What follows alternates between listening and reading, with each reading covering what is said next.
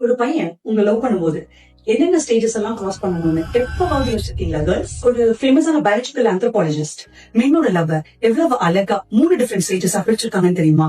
அதுக்கு முன்னாடி நம்ம சைல்ட்ஹுட்ல இருந்து இப்ப வரைக்கும் டிராவல் பண்ணிட்டு இருக்க இந்த வேர்ட்ஸ டீப்பா அனலைஸ் பண்ணிருக்கீங்களா? Love at first sight, falling in love, romance, chemistry. இதுக்கெல்லாம் காரணம் என்ன நினைக்கிறீங்க? ஹார்மோன்ஸ் தாங்க. ஒருத்தவங்களை பாக்குறோம், அவங்கள நமக்கு பிடிக்குது, அவங்க கூட பேசணும்னு ஆசைப்படும் போதே ஜென்ஸுக்கு டெஸ்டோஸ்டெரானும் ஃபீமேலுக்கு ஈஸ்ட்ரோஜன் இந்த 2 ஹார்மோன்ஸும் ஒர்க் பண்ண ஆரம்பிச்சிருக்கு. அதுக்கப்புறம் தாட் ப்ராசஸ் ஷேர் பண்றோம், ஒரே மாதிரி இருக்குன்னு கம்பேர் பண்ணி பாக்குறோம், இவங்கதான் நம்மளோட பொட்டன்ஷியல் பார்ட்னர்னு டிசைட் பண்றோம். இதுதாங்க first stage of love for men, லஸ்ட்னு சொல்லுவாங்க. அடுத்து அவங்களோட டைம் ஸ்பெண்ட் பண்ணணும்னு தோணும், அவங்கள பத்தியே நினைச்சிட்டு இருப்போம். நிறைய போன் கால்ல கான்வர்சேஷன்ஸ் போகும், பிக்கப் டிராப் எல்லாமே நடக்கும். அவங்களோட பிரசன்ஸ்க்காக ரொம்ப ஏங்குறோம். இந்த எமோஷனல் பிஹேவியரை தாங்க சைக்கலாஜிக்கலி சொல்லணும்னா டோபமைன், செரோட்டின், நோரோபினெஃப்ரைன் இந்த மாதிரியான ஹார்மோன்ஸ் தாங்க இதுக்கான காரணம். இந்த ஸ்டேஜ்ல பொதுவாவே பசங்க 6 மாசத்துல இருந்து 3 இயர்ஸ் வரைக்கும் ரீடைன் பண்ணுவாங்க. இப்ப நார்மலா ஒரு விஷயத்துல எப்படி மென் அடிக்ட் ஆவாங்களோ அதே மாதிரி இந்த கேர்ள் கிட்டயோ இல்ல அந்த பர்டிகுலர் பர்சன் மேலயோ அவங்க அடிக்ட் ஆயிடுவாங்க. இதுதாங்க செகண்ட் ஸ்டேஜ் அட்ராக்ஷன் சொல்றாங்க. லாஸ்டா ஒண்ணு இருக்குங்க, ஒரு மென்ன லாங் டர்ம் ரிலேஷன்ஷிப் குள்ள வச்சிருக்கும். அந்த ஹார்மோன் பேர் தாங்க ஆக்சிடாக்சின். இந்த ஆக்சிடாக்சின்ன்ற ஹார்மோன் பிரெயின்ல ஹைப்போதாலமஸ்ன்ற பார்ட்ல தாங்க சுரக்கும்.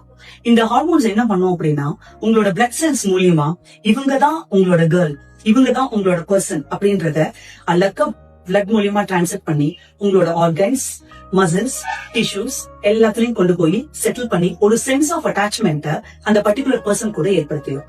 அடுத்து ஒண்ணு இருக்குங்க, ரெசோப்ரசைன் சொல்லி.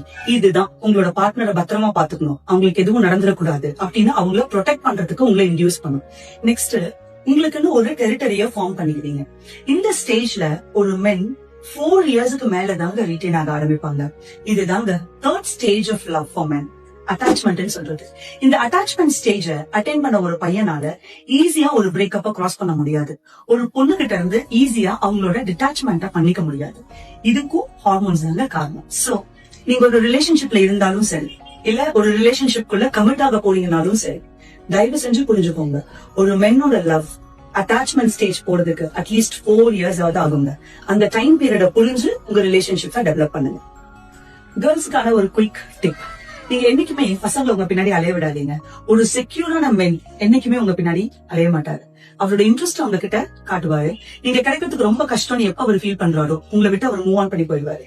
இல்ல நான் இந்த ரிலேஷன்ஷிப்ல அவரை என் பின்னாடி ரொம்ப அலைய விட்டுதான் நான் அக்செப்ட் பண்றேன் அப்படின்ற கேர்ள்ஸா இருந்தா இந்த விஷயத்த தயவு செஞ்சு ஞாபகம் வச்சுக்கோங்க. அவரு சேஸ் பண்ற அந்த ஃபீலிங்க தான் விரும்புறாரே தவிர உங்களை இல்ல. சோ அவர் என்னைக்கு வேணும்னாலும் இன்னொருத்தங்களை சேஸ் பண்ணி போவாரு. அக்கார்டிங் டு மீ லவ்னா கான்ஸ்டன்ட். இங்க எல்லாருக்கு எப்படி